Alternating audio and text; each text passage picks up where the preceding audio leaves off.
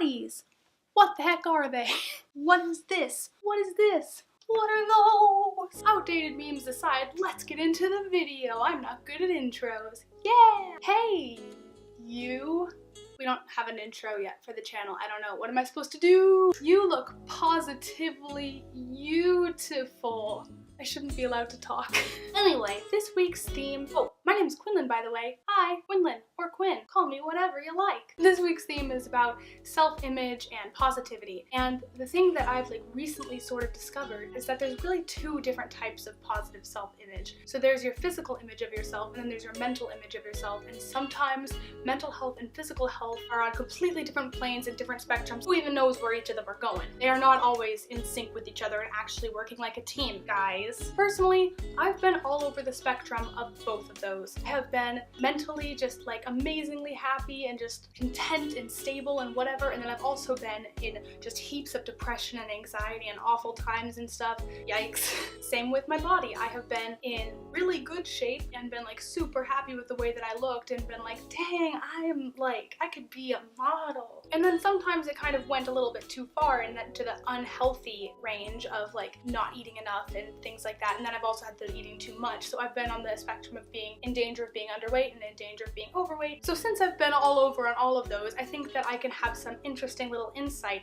into the whole debacle of how do I be happy with myself. So first I'm just gonna say the way that I am right now is because I sort of was hey, so you're kind of obsessing over things like your weight, your acne, your skin, freaking Ketosis pilaris that I can't control and has no cure, so I have little bumps all over my arms and legs that look like acne, but they're not, and I can't fix them. But anyway, I decided to stop focusing so much of my energy onto that and worrying about that and trying to fix the way that I looked from an outside perspective. And instead I was okay, rewind.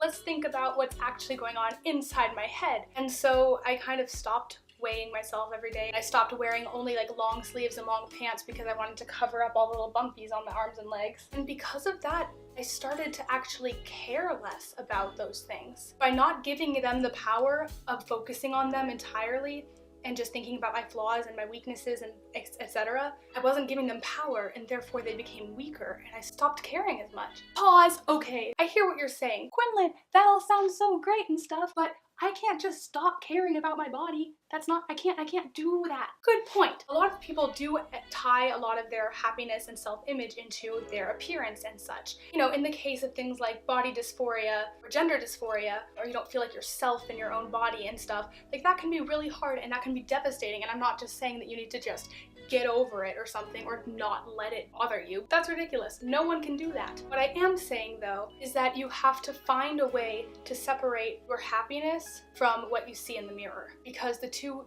do not coincide. So many people think that happiness is tied to all these things, like getting a boyfriend or a girlfriend or a date mate, or losing 10 pounds, or having clear skin, or getting good grades. All these different things that you think will make you happy are just putting band-aids on a fatal wound. Sure, they might make you happy for a moment or so, but they're not going to actually make you happy or stable in the long run. Happiness actually isn't tied to any of those things. Happiness is a state of mind that you can achieve regardless of the situation. And I'm not saying that, oh, even if you have it absolutely terrible, it's oh, well, you should be happy because it's your fault. No, because it's totally okay to not be happy. That's a type of mental health self-image people need to get out of that stigma of. It's the same with the body. It doesn't always have to look pretty or seem pretty on the outside wrapped up in a little bow, because it's not always like that. Life isn't always like that. You're gonna have ups, you're gonna have downs, and that's okay. Honestly, if you just had all ups, you kind of would die because you'd run out of oxygen because you'd get through the ozone layer and stuff.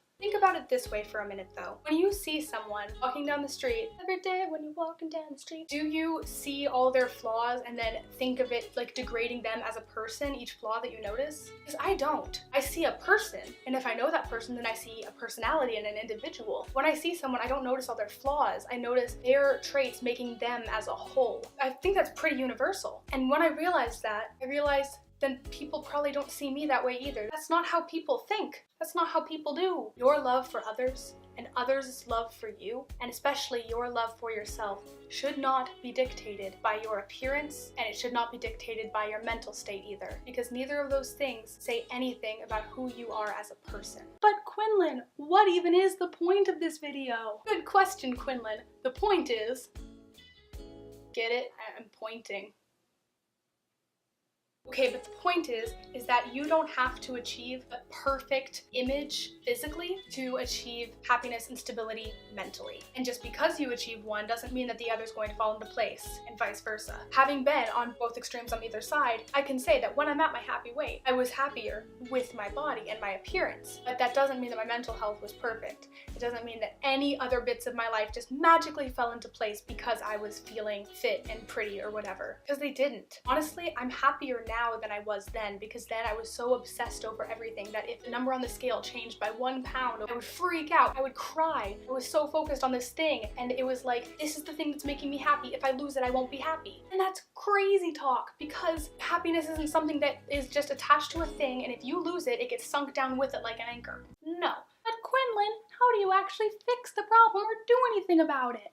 I don't have a 100% straight answer for you there, or a gay one, because it just sort of happened for me and I figured it out as I went. What I think is going to help, and what I'm going to try to do as well, is think of the thing that's bothering you. Something like, let's take weight. What you're going to do is you're going to figure out how that thing affects you in your daily life. Weighing yourself every day and letting your emotions be dictated by the number on the scale, or checking your body in the mirror and like seeing how far you can suck in and how far you can push out and judging yourself based on that. Things like that. So figure out what the thing is that's bothering you, what it is that it affects in your daily life, and stop doing the thing for like a week or so. Just stop doing the little habits that happen because of insecurities, and then the insecurity actually ends up diminishing. I've tried this, it actually works, and it's amazing. Because the insecurity causes the habits, but when you take away the habits, insecurity is like, what am I supposed to do? And then eventually, after you've stopped doing the habits, those habits stop feeding the insecurity and you stop worrying about it as much. Now, I look in the mirror, I see extra pudge and chub, and I'm like, you know what? This is cute. I'm a squish. Squishy, squish, squish. So you know what? Give it a try, because what have you got to lose? You're amazing, and you deserve to feel amazing. So let yourself. Anyway, hope this was helpful to you. Let me know how it goes in the comments if you want, or don't, because we don't have anyone who watches these videos yet. If you like, you can go and check out my channel right over here. It's fun, love to have you. And if you'd like to hang around this channel a little bit more, check out right over here. Look at these enticing choices. Yay! We don't have an outro yet either, so I guess,